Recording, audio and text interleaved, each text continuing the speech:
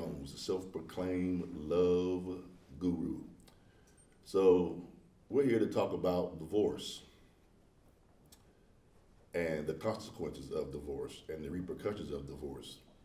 Some people just don't understand what they're getting into when they decide to get a divorce. Statistics show that 60% of marriages wind up in divorce, 73% of second marriages wind up in divorce, 93% of third marriages wind up in divorce. Divorce started off as being taboo. You know, people frowned upon divorce, especially by the church. Then it went from being taboo to acceptable, kind of acceptable. Now today, divorce is normal to the drum that every 13 seconds, somebody is getting a divorce. And it's an epidemic. So now, ask yourself this. How many of you right now, if you're married, are on your first marriage? How many children do you know that are currently being raised by both of their biological children? In my case, not many. So people really don't understand what they're getting into when it comes to divorce. So we're going to talk about some of the consequences. We're going to come from a female perspective, what a female can expect during a divorce. And we're going to talk about the men too, what they can expect from a divorce. Then we're going to talk about the children, what they can expect from a divorce. And then we're going to talk about how it deals with society, how society is affected by divorce. So we're going to search all four of those aspects. Now, starting off, you need to understand that there's two separations when it comes to a divorce. The first is the physical separation. Now, you come to that time where, okay, I don't want this anymore, so I got to break the news. I got to let him know or her know that we're about to call it quits. So you got to decide how you're going to tell them, what their reaction is going to be. Some people don't even tell them, they just leave and they let them find out on their own. But that's not an easy process. Then after you decided to divorce, then in some stage you got to worry about being away from each other for a year, separated for a year before you can actually get the divorce. And then you got to go through all that. But the difficult part of it is you physically have to start a new life. You got to find a new place to live. Sometimes you got to find different circles of friends. Your job is affected. There's a whole lot of things to consider when you're dealing with the physical divorce. You gotta go to a lawyer. You gotta determine who's going to get what. The average cost of a divorce is anywhere between $10,000 to $20,000 just to get divorced, as far as paying the lawyers and getting the alimony and the child support and dividing the goods. See, this is the new life you're going to entail. So women, you have to consider the cost. Count the cost before you decide to call it quits. So let's look at the emotional side of it, women. Okay, now at some point you're in love with that man. Okay, and then at some point, when people get divorced, that means somebody's not getting what they want. That's all that means. Somebody is not getting what they want. So a lot of women decide to get divorced because they're not happy. What does that mean to be happy? Well, you're just not satisfied with who you are and where you're going and who you're with. And the only way a marriage is going to work is if you are already complete, you're already whole, you're already balanced, and you're already happy within yourself. Can't no man or anybody else make you happy, ladies. You have to make your own happiness. He has to bring his own happiness in order for the marriage to work. Because no matter if you're unhappy with yourself, he can give you flowers, he can open the doors for you, he can do everything you want him to do, buy you jewelry, help clean around the house. But at the end of the day, you're still going to be unhappy because you pretty much don't like yourself. So a lot of times it's chemical with, when you go through your cycles and your midlife crisis and your menopause, and you're dealing with a lot of chemical emotions. So be mindful of that. A lot of women leave good marriages to find better marriages and think that's going to fulfill them, but what they're really doing is taking the same mess from their first marriages and bringing it to the next marriage. Also, after the divorce, a woman has to find, she has to feel that voice. Sometimes she'll feel the voice, she'll join a church, she'll get real religious on you. The Lord will be my husband, will be my man. But when she goes home at night and she's in the bed and, and nature kicks in, she might need a little more than just her religion or her belief to get her through. Ladies, if you know what I mean. Also, what people don't understand is the physical, well, not other than the physical, but the emotional side of it, to where, and I'll explain the science behind it, but when you're in love with someone and they're no longer there, your body has to adjust to it.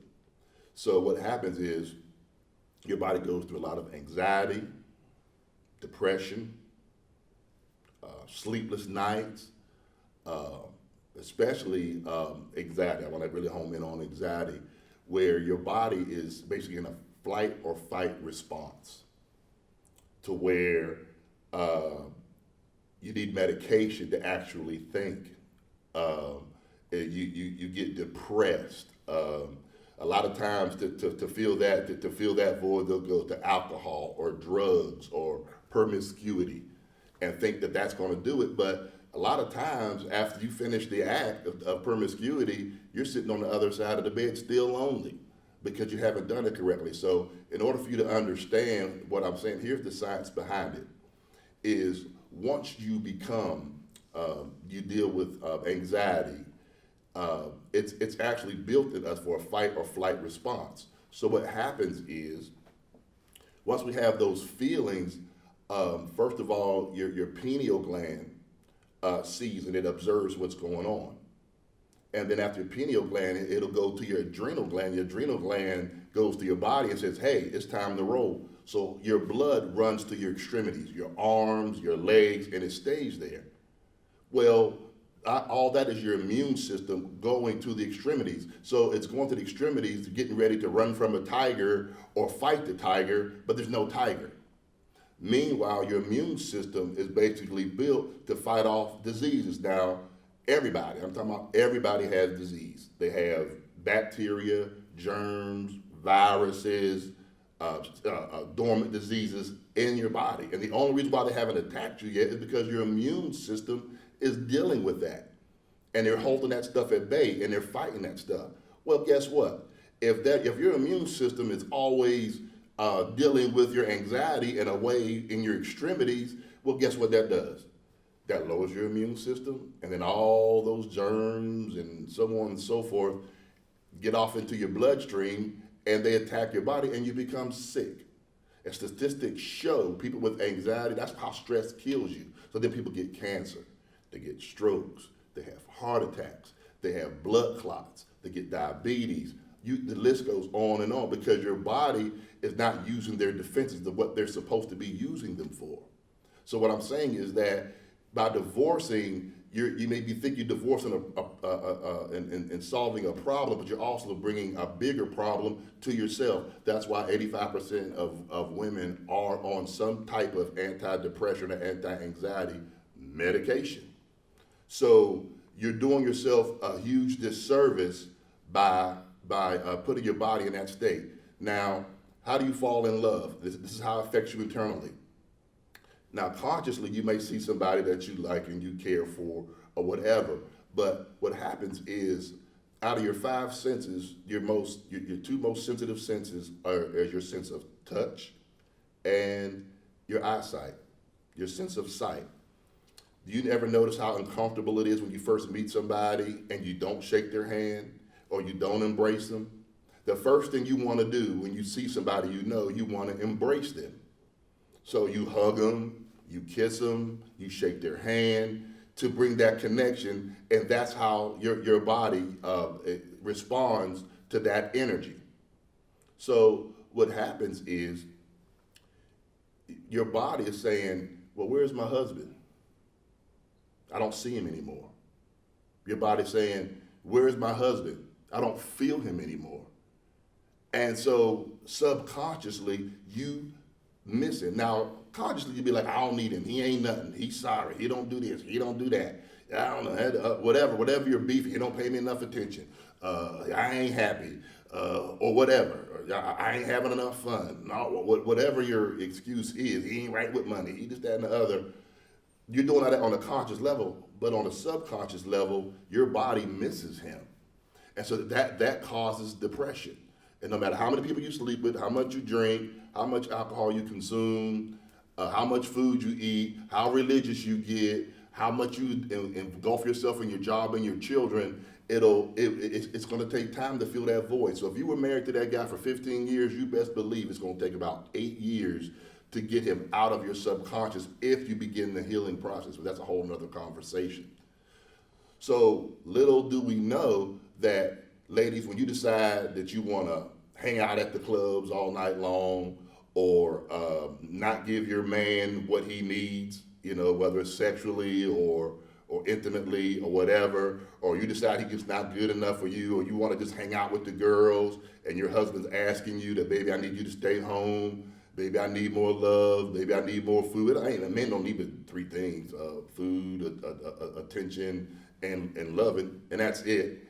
And you decide that that he's not a priority to you anymore, and you decide to leave a good marriage to go to a better one, then just be aware that was the mistake that you're making. Now, don't get impatient, ladies. I'm gonna get to the men next, as this is a good time to get to the men. Now, with men, but you don't understand, when you go out and you stay out all times of night, your woman's telling you she needs more affection. She needs more attention. She wants more of your love. She wants more of your time. She needs you to be more responsible. She needs you to step up to the plate. She needs you to spend more time with the kids. And all you say is, I'm a grown man, I can do what I want to do. Then you're setting yourself up for even bigger failure. Because one advantage that the ladies have over us is they get over us a lot quicker than we get over them. The statistics show that more men commit suicide over separations than what women do. Now, the science behind that is, with women, they're visual. Men are visual, women are audio, how she makes you feel. So the minute that the pain you cause her is more than the love that she feels from you, when she recognizes that switch turns off. She may still love you, but on a conscious level, she's like, he's not the man for me, and ain't no way in the world he's gonna make me feel the way he made me feel. He took away my self-conscious. My self-esteem. He took away my self-worth. He took away my personal growth. I'm not growing with him. We're still in the same place we were when we first met. I'm not progressing with that guy, because he's still in the same place. I'm growing and he's not growing with me. So when she tells you those things, guys, you've got to respond to that. You can't put her on the back burner. Ain't no basketball, no sports, no hobbies, no job more important than your marriage to your woman. Now think about it. You're used to taking care of that woman, fulfilling her needs, making sure she's okay. Now, women, with infidelity, women are more forgiving than we are, but men, just imagine you having to deal with her and see her interacting with another man and happy with another man. That's going to put you in a state of depression. You're going to have to get on those medications as well. So what you don't understand is that when you're out doing your own thing, you have to be mindful of what you're really doing. And first and foremost, you're going to be the one paying the child support. You're going to be the one paying the alimony. She owns you for 18 years. Till that child's 18 years old, she's going to own you. They're going to go on your check and they're going to take your hard-earned money. And you could have prevented all that by being the man that you said you were going to be at the beginning. Because before you get a woman's love, you have to get her respect first. If she don't respect you, she sure enough ain't going to love you. And she sure enough ain't going to trust you. So somewhere along the way you got it, and then you lost it because now she don't want to be with you anymore. So you got to be mindful of that. You're used to being with your children 24/7 in a marriage situation. Well, guess what? That's gone. More times than not, this court system is built for the women. It just is. I don't know why, but it just is. So you're gonna have to fight the court. You're gonna have to hire the lawyer. She's gonna be in your pocket until the children are 18, and then you might have to pay alimony on top of that. And then the emotional attachment. You go home and you're used to that woman being there beside you. You want to hold somebody and caress her, and she's no longer there. It's going to leave a void. Now, you might go ahead quick. Now, men move on quicker than women, physically. But, and I should have said this on the outset, I've been through 2 divorces myself. So I know that can't nobody fill that void in your life like the person that you love. That's why men say crazy stuff like, if I can't have you, nobody can have you. So you have to be mindful. So brothers, next time you decide you want to call her out her name, punch her in the face, or push her, or you can't keep your hands off of her, or you in the street and you forget what it feels like to come home on time, you don't tell your wife where you going or where you coming, you put your job, you work so hard, but you don't make family time, you don't have date nights, you don't take care of your house like you're supposed to, best believe somebody else will. And if they don't, then you're definitely going to have to live without her. No matter how much you beg, no matter how much you plead, no matter what, I'm going to kill myself. They say that, I'm going to kill myself and all this, that, and the other, and I can't live without you, and all this, that, and the other. She's going to turn her head and act like I don't even know you. Now, she may still love you, but she won't let you know that. So unless you're willing to take on all that, be mindful of the consequences of divorce. Now, granted, before you marry somebody, and I'm changing gears real quick, but before you marry somebody, you have to have the mindset that divorce is unacceptable. There is no way, shape, form, or fashion that we're going to ever get a divorce. No parachutes. No just in case. Until you have that agreement between the two of you that divorce will be the last resort, and that is not even a possibility, then that's an indication that you need to move forward. Now, the next piece is the children. If you happen to have children, and the husband or the wife is out doing whatever, and they know that they're not doing what they're supposed to do, not considering the children, here's what's going to happen to your children. Now, some children are strong and they act like ain't nothing bothering them. Oh no, I'm all right. But you can't debate the statistics. A lot of times, children they experience poverty for the first time. Why? Because 2 incomes just became 1, and the woman's struggling. A lot of kids have self-esteem problems where they think because the parents don't get along, then I'm caught in the middle. So I got to choose sides. They feel guilty about going to their mother's house instead of their dad's house, and vice versa. So that's unnecessary pressure you're putting on the kids. They perform less in school. Their schoolwork goes down. They become problem children in school. And I'm generalizing. Some kids can get through it, but I'm generalizing. But these are statistics. You can look them up. They get smart with the teacher. They keep getting in trouble. They start using drugs. They start getting in smoking cigarettes and abusing alcohol. They become more promiscuous. They wind up getting pregnant or becoming premature fathers. So you have to be mindful of what you're actually doing to your children. And I know you don't do it, purposely, but that's just that void. That's the way love works. We love on a subconscious level. So there's no light switch for the subconscious. The only way for you to change that subconscious pain is you got to deprogram what's going on in your subconscious. If there was a light switch, psychologists wouldn't have a job. Their job is to get you subconsciously. That's why they got you on the couch. They get you what's called a theta state. A theta state means that you're neither fully asleep as delta.